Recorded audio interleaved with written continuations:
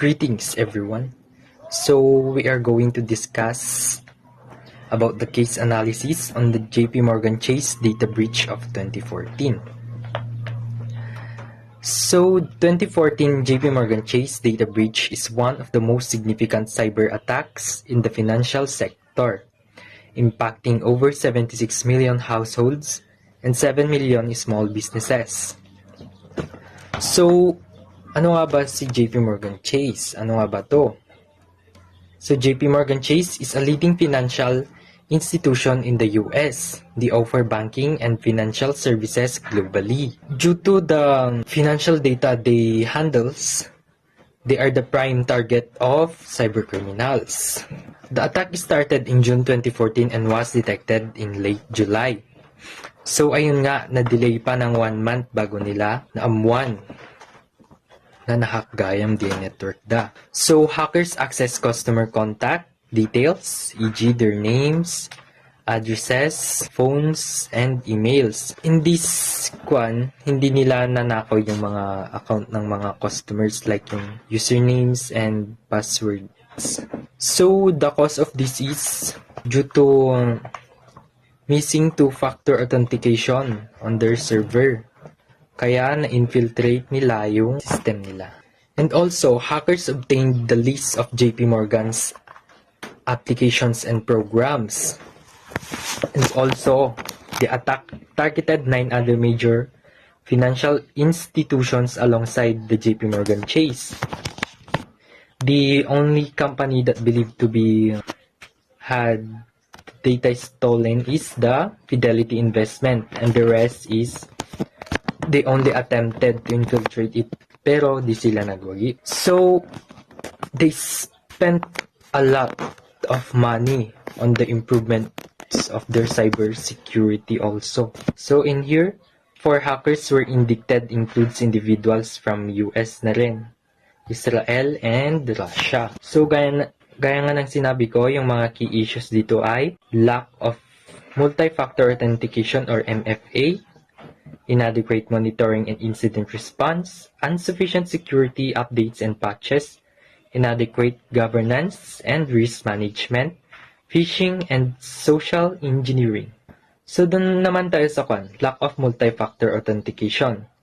So, the attackers exploited a vulnerability in the bank's network, which was not secured with two-factor authentication, allowing them to infiltrate and stole some sensitive customer data. Next is inadequate monitoring and incident response. The breach went undetected for several months. So ayun nga, it went undetected for about a month. Nagbayag, highlighting weaknesses in the bank's monitoring and incident response capabilities. So insufficient security updates and patches. The attackers exploited an unpatched vulnerability in one of the bank's servers, indicating poor patch management and practices. Inadequate governance and risk management. The bank's security governance framework failed to address critical risks effectively, leading to the breach into their network. So, phishing and social engineering. The attacks used phishing emails to steal credentials from bank employees, which were then used to gain access to the network. Kaya nga nang sinabi ko, they also targeted other nakanakaw sila ng information. They used this information on phishing on the other companies. At yun. Okay, so after identifying those issues, we are now able to propose solution. So the first thing we should consider is to implement multi-factor authentication. Okay, so it is a security that requires users to provide multiple forms of verification kasi sometimes hindi kasi enough yung password natin to protect important information. Kaya it is very important for us to implement MFA. So MFA works on the principle of something you know, something you have, and something you are. Something you know, ito yung mga password mo or yung mga PIN mo.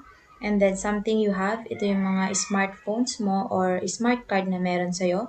And last is yung something you are.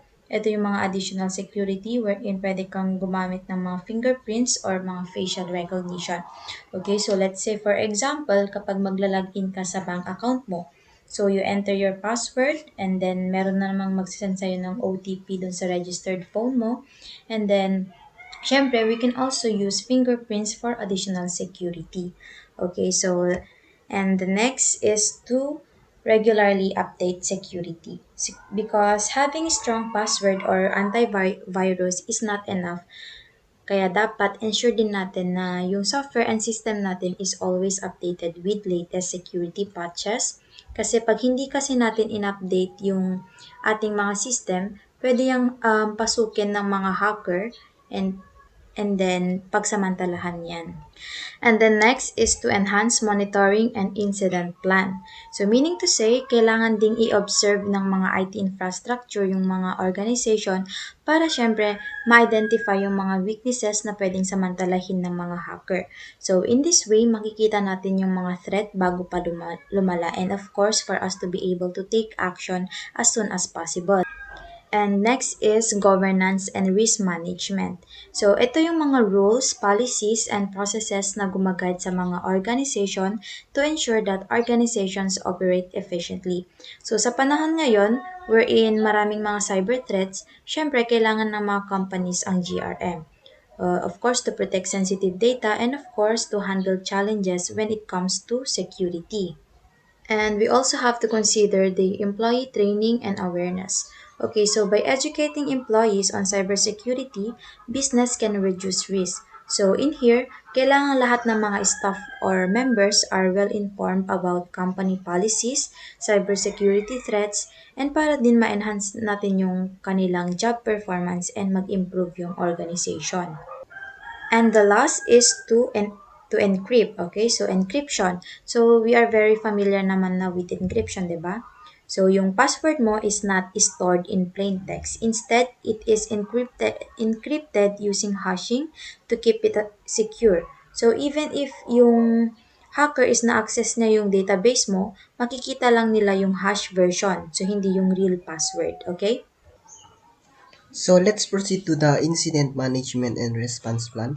So in the world of cybersecurity, napakalaga ng isang incident management and response plan for us to be able to protect our system as well as our data laban sa mga cyber threat at security breaches.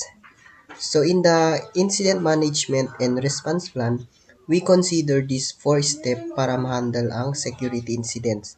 First is detection, followed by response, recovery, and post-incident analysis.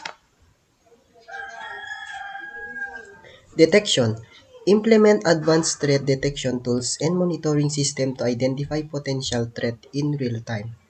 So sabi dito, kailangan daw natin na mag-implement ng mga advanced threat detection tools at monitoring system upang makita agad ang mga suspicious activities in our network or system.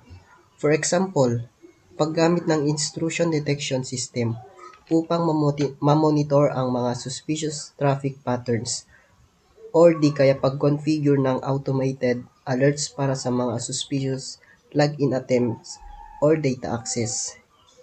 Next, response. Establish an incident response team to quickly contain and remediate breaches. The team should have clear communication channels and protocol for responding to incident. So for example, kung may natukoy na malware attack, dapat agad na i-isolate ang apektadong devices upang hindi ito makahawas sa iba pang system. Recovery. Develop a recovery plan to restore system and data after a breach. This should include regular backups and disaster recovery process. So kung nagkaroon ng ransom attack, maaring gamitin ang backup system upang maibalik ang mga na-encrypt na file o data. Sa ganitong paraan, hindi na kailangan bayaran ang ransom na hinihiling ng attackers. Then lastly, post-incident analysis. Conduct a thorough analysis of the breach to identify root cause and improve future response strategies. So after daw ng recovery, a post-incident analysis must be conducted for us to be able to determine the root cause of the incident and improve security strategies for the future. In the case of JP Morgan Chase 2014, one of the largest bank in US, highlight that no company is entirely safe and has its weakness unless it is well secured and managed. So this breach affects 76 million households and 7 million small businesses in entire world due to the lack of security. So, importance of proactive approach to information security is very, very important nowadays. JP Morgan Chase, the breach was partly due to the lack of two-factor authentication. So, stronger access controls, network management, and data encryption could have prevented unauthorized access. The organization like JP Morgan Chase must not only create security policies but also enforce through continuous training and regular updates. So well-designed security policies is very important in mitigating risks in real-world organizations like JP Morgan. In conclusion, continuous process must be implemented instead of one-time effort. JP Morgan must remain vigilant, invest in advanced security technologies, and regularly update their security frameworks to prevent future incidents.